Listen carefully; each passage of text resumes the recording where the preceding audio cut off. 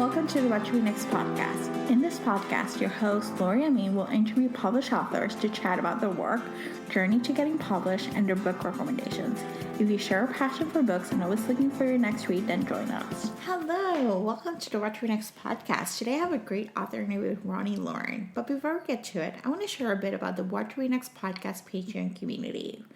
So I started this community about a year ago as a way to connect with fellow listeners and romance readers. I wanted to create a book club where we read romance novels and trade recommendations. The group has evolved and we now meet twice a month to share recommendations, chat with authors, and catch up, as well as read a book. So we trade books we read 1 month a traditionally published book, which might be backlist, and the other month we read indie books who might be backlist or might be available on Kindle Unlimited. So it's a fun way to discover new authors and new ways and new books to recommend. As a fun perk, each week I curate a romance recommendation list based on trope, genre, what's anticipated, what you should borrow from your library or Kindle Unlimited, or what audiobooks are up and coming that you should check out. I love drafting these curated lists as a way to discover new to me authors and new to me books that I need to add to my never-ending TBR. The Patreon community is ideal for fellow romance readers who are looking to figure out what their next great read is. It is a welcoming community. We have awesome members. We do have an Instagram chat, so if you're interested in joining that Instagram chat, we can actually add you to that. So you get to meet with them and chat with them and share your recommendations and share like what you're currently reading, or as a way to be like, just vent about it. So it's a really fun place. It's a great place to meet new friends or fellow readers. If you're interested in joining the Patreon community, you can go on whatchrenextblog.com/Patreon or click the link in the show notes. The cost is $5 a month, and sometimes some month I actually give you some fun perks like giveaways, like some free gifts, and some other fun stuff. So the cost is definitely, I do add new perks, try to add new perks every month to make the cost useful. Thank you so much for listening. Now let's go to the regular scheduled interview with author Roni Loren. Roni just published her latest Yes and I Love You, which is about the world of improv, social anxiety, and it's just like such a delicious romance. I really love chatting with Roni about improv and anxiety and how to go about it. So now let's go to the interview. Hi, Roni. Welcome to What to Read Next podcast.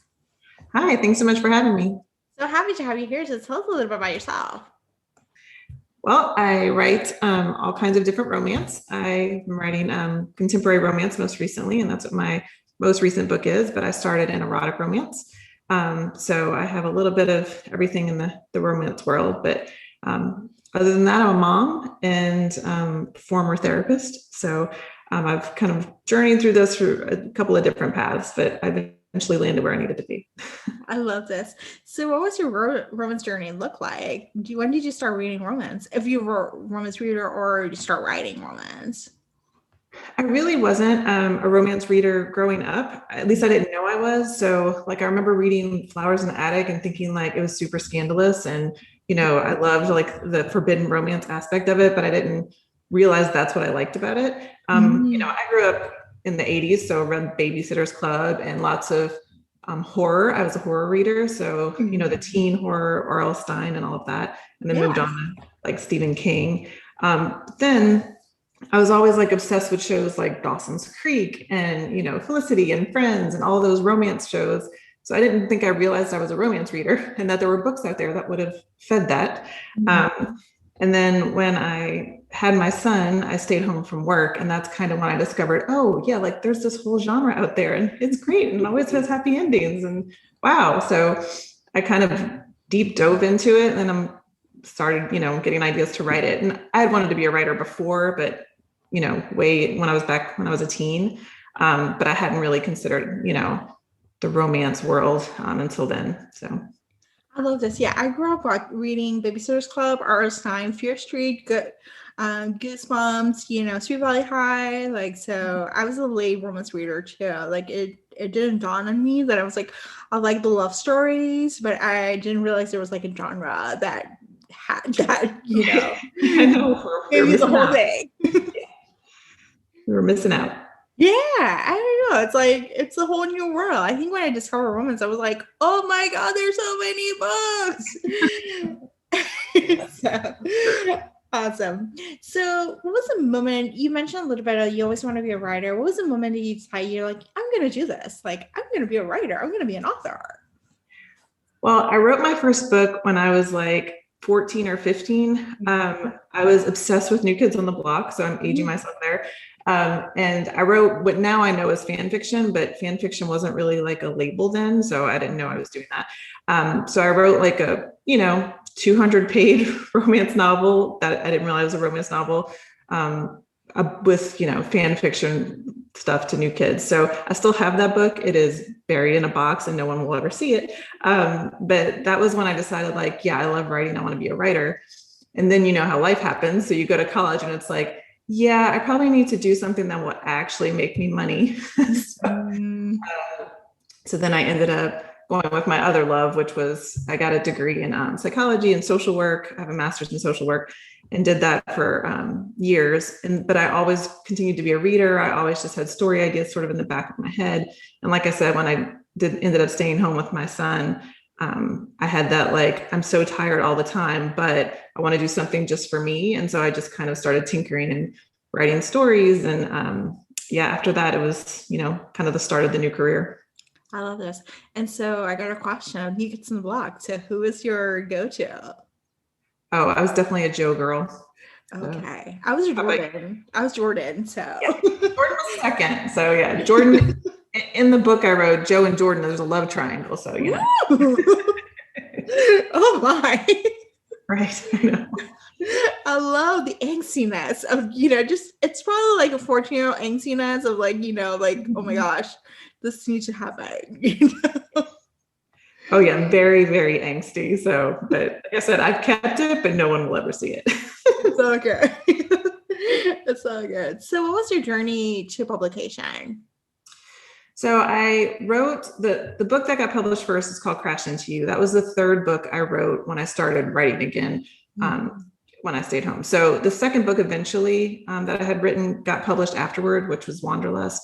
But I wrote one that will never see the light of day and, just decided, okay, how do I do this? I love to write, but how do I get better at this? So I joined my local, RWA group and I started reading all the books I could read about how to write. And, I'm kind of one of those people who, when I like something, I want to learn all the things about it. So stacks and stacks of books and, applying to or different classes and all of these things. And then finally just started querying agents. And so it takes a while. So if anybody's out there wanting to write, just know that it's probably not going to be your first book that gets the book deal. But if you keep going, you get better and better each time. I love this. Yeah, I feel like I'm writing. And so I feel like the first book is just like, it's not going to see the light of day, but you're supposed to suck. And it's okay. That's the whole process. You do it. The more you do it, the better you get, Absolutely. Yeah. You learn so much in those first books and getting critique partners and people to tell you, that will tell you honestly, like, this is not so great, but you could work on this, is really invaluable. And I teach classes on how to write romance now. So I love like working with new writers and seeing that like it's their first book and they're so excited and like it's on that start of the journey. It's so much fun. I love this so much. So let's talk about writing the pandemic. How's that going? Is it going? Is it happening? Happening because I have deadlines. So it's happening, but it's challenging. I won't say I've been on time on all of my deadlines lately, but I think it's hard to, for all of us to sort of block out what's going on in the world in order to focus on, whatever we have to do, but especially writing happy, upbeat stories, it can be a little challenging to channel that sometimes. And if you have kids at home, virtual learning and all those other things happening, but I do kind of keep a regular schedule. So that has, kept me somewhat sane that, I have work hours and I sit down and I work on writing and that kind of stability thing of keeping a schedule. I'm a girl with like 3 planners. Like I like all the paper planner stuff. So if I keep myself structured, that's kind of what's been getting me through. And then, all that self-care stuff too. So the reading and, making sure to have downtime and all of that has helped. Yeah, I think it's just like, I remember the beginning and it was like a weird time because I moved to and I was unemployed at the beginning of the pandemic. And so I remember being like, oh, I'm going to have all these hobbies. I'm going to do all these creative projects.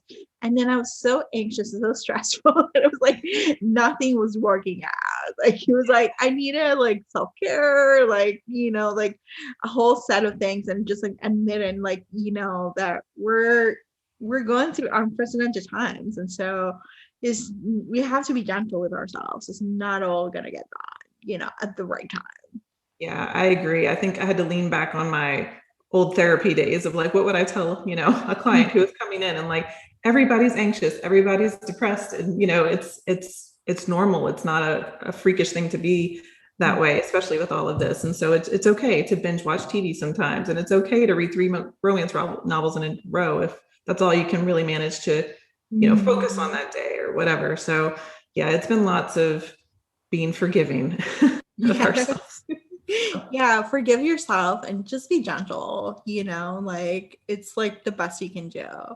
Like some days are easy, some days are hard, and it's just like you just have to trudge along the process. Yes, absolutely. So let's talk about Yes and I Love You. So what was the source of inspiration? Well, I like I said, I like learning about things. I'm, a nerd that way. And I've always been really curious about improv because it's literally the most terrifying thing I could imagine doing because I'm super shy. I'm very, very introverted. So the thought of like getting up without a plan is like my personal nightmare, but that makes it really, interesting to me, like how people do that and how that works. So I decided I wanted to kind of explore that and how I explore things as I end up writing a book about it. But, so for my heroine, she has social anxiety. She is diagnosed with Tourette's. So she's very self-conscious about what people, think of her and what they think of her tics and if she's going to, say the wrong thing or be thought of the wrong way. And so she has all of, this stuff inside her, all these thoughts and things, but she doesn't really talk to anybody. She's very isolated. And so I thought, a person like that, the most terrifying thing for them would be having to do improv. So of course her hero is going to be an improv actor. So that's kind of where it started, was the idea of someone with social anxiety having to do the most terrifying thing and having that hero, be able to kind of usher her through that.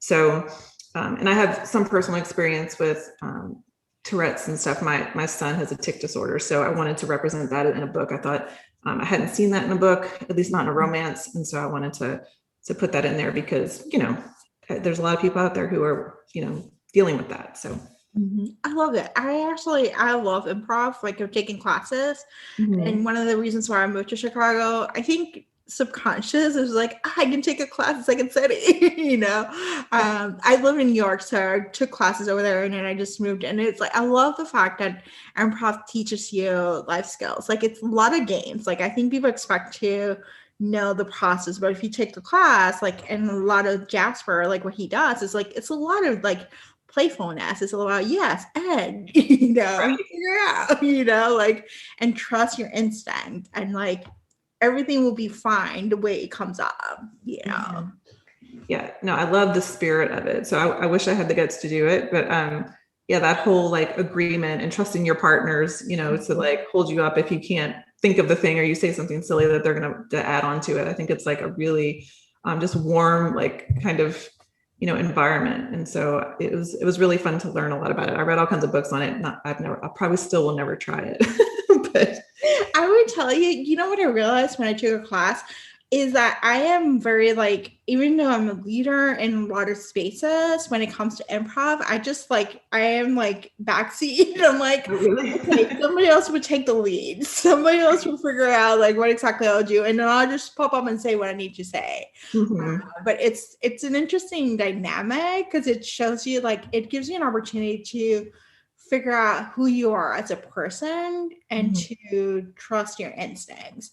Like like nothing is wrong and there's no, like you can't just say, no, I don't agree with this. Like that's actually ends the scene. So everything's yes and blah, blah, blah, blah. But it's a lot of like the classes were a lot of games. I dropped out of the class. I didn't do the performance. So So I'm an improv dropout, but I really enjoyed it, and I kind of want to take it again and try to see if I can do a performance, but it's definitely one of those fun activities that I think it teaches you life skills that, if you struggle with anxiety, it definitely gives you. My therapist told me I needed to do it. So that's actually how I ended up taking improv, because I struggle with anxiety. It was like one place for me to just get relaxed and understand where I am in this world. Yeah, that's great. No, and one of the books I read, I think it was called Improv Wisdom. I might be getting that wrong, but it wasn't for like how to learn improv. It was basically how to use improv skills for life. And so, yeah, there's a lot of things to take from it that, you can use in your everyday life. And, that's really what the book ended up, using as well for her journey. So, there's a lot to be found in improv, I think. I love this. And then you set it up in a workaround, like an office space, like, co-working space, WeWork-ish, where there's all these creatives working, which I think it's like unique. Like I haven't seen that. I've seen some romance that started to pop up, but I feel like this is like a unique setting to create this universe of experiences. So what was your research like for that? Well, when I try to set up a series, I want it to have some sort of, tie-in, like why are they all tied together? And the last series I had done, which was The Ones Who Got Away, they were all tied together by a tragedy. So if anybody's sorry, there's a car outside, so we'll That's okay. So my previous series, The Ones Who Got Away, had the backstory of they had all been through a high school shooting when they were teenagers, and then now they were coming back together. So this time I wanted something lighter, and that gave me a little bit more flexibility, with who they were, because if work together, I didn't want them to all have the same job. So that's where the idea of a co-working space came from, because I thought it would be fun to have, heroes and heroines that were all kinds of different things. And so many of us are working independently now and, doing our own thing. And I mean, obviously you're doing a podcast. So my next heroine in book 2 is a podcaster. So, it's all these fun jobs that I was like, that would be really interesting if I'm going to have to spend 6 months writing a book, which I'm a slow writer. So that's generally how long it takes me, that I want it to be something fun to research. So the workaround setting, I wish I could have gone visit one of those. Of course, I was writing this during the pandemic, so I haven't been able to. But, the thought of like all that creative energy in one place where somebody's a writer, somebody's a podcaster, somebody's a chef blogger, that seems like that would be a really fun working environment. So that's where the inspiration came from with this. And it gives me a lot of flexibility of who my characters can be. I love this. Yeah. I love the fact that there was like a flexibility. There was like, I've been to those co-working spaces, and it's just kind of like fun. There's like a creative energy that happens. Like, even though you're not co-workers, there's like an energy that just flows, that you feel like you're doing your work and you'll be creative, and there's like all the flexibility, like you're set your own hours and you figure it out and you're doing great work, so. And I think a lot of us, at least if you work at home, we miss coworkers. So, it's, even if we're not the most extroverted people, you still like to have somebody, to say hi to when you get your coffee sometimes. So I think, the co-working space concept is pretty cool.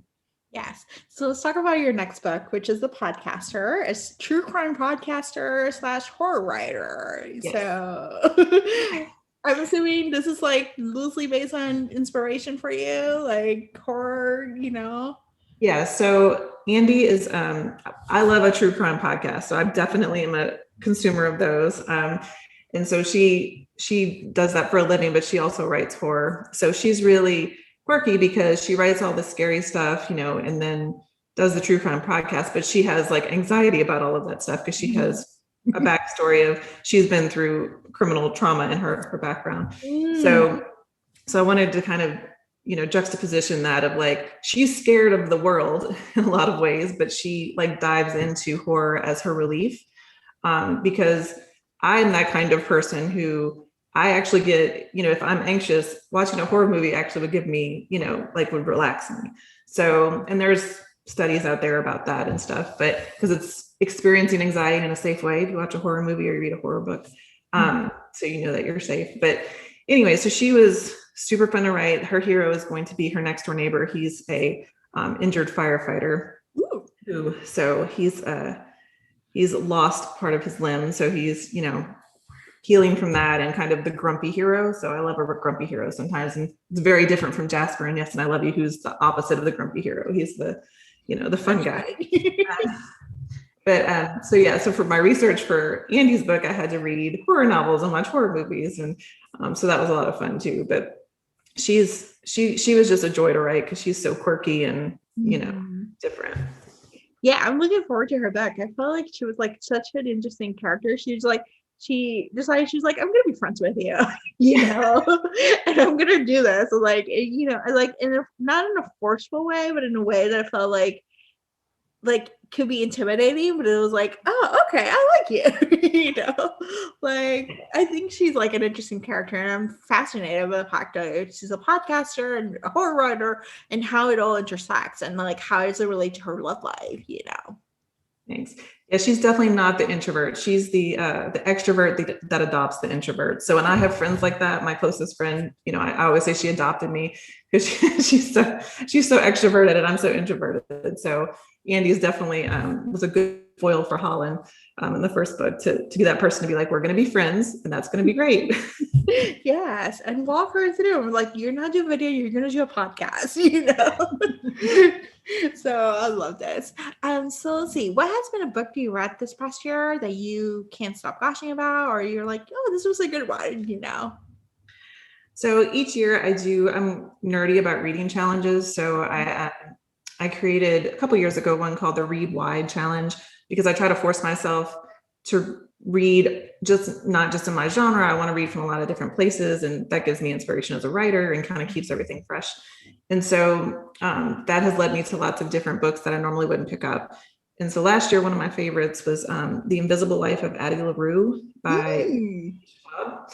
So it's the story setup is this girl makes a deal with the devil, basically, that she can live forever, but no one will remember her.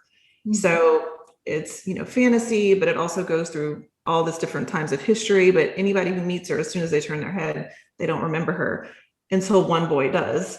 And that ends up having, there's a kind of a romance thread in it too, which of course I love, but it was so well written and so interesting. And I loved the setting. And it was one of those books that could be open to a sequel, but wrapped up enough that I wasn't like, damn you, where's the second one? So that was a really nice surprise last year. That was just, I would have never picked that up, just offhandedly, but ended up being one of my favorites. Love this. This book has been mentioned a few times in the podcast, and it's on my TBR list. And I'm intimidated by it. And at the same time, like, oh, it could be. You mentioned there's no cliffhanger. I think that's like my intimidation when I hear all these fantasy. I'm like, just probably cliffhanger, and there's no second book yet. No, you're safe. I promise. It was really good, and I felt satisfied enough at the ending. But meaning if another one came out, of course I would read it. But I'd be happy and fine if that's all I got. So okay. That sounds good. So tell us where you can find you online. My website is roniloren.com. So that's RONILOREN. And I'm on all the different, the Facebook and the Twitter and all of that, and Instagram. But the easiest way is if you want to sign up for my newsletter, you get a fun book journal for free. And I, blog about TV shows and books I love and things like that. And so you get that through my newsletter. I love this. Thank you, Roni, for being on the show. Thanks so much for having me. If you enjoyed this podcast, feel free to share with friends, subscribe, rate, and review the show. This is the easiest way to support this podcast. Once you connect with fellow romance readers and make new friends, get weekly book recommendations, attend monthly meetups, then join our Patreon community. You can join at whattoreadnextblog.com/Patreon. Romance lovers, check out Queen Bee Reads Etsy shop for cute and comfortable bookish apparel. The shop also features social justice apparel and fun items from some of your favorite TV shows like The Schitt's Creek and The Office. Use code WhatToRead10 to save. Visit whattoreadnextblog.com/QueenBeeReads. What to Read Next podcast is part of the Frolic Podcast Network. Discover new podcasts to love on frolic.media/podcast. Thank you so much for listening and have a great day.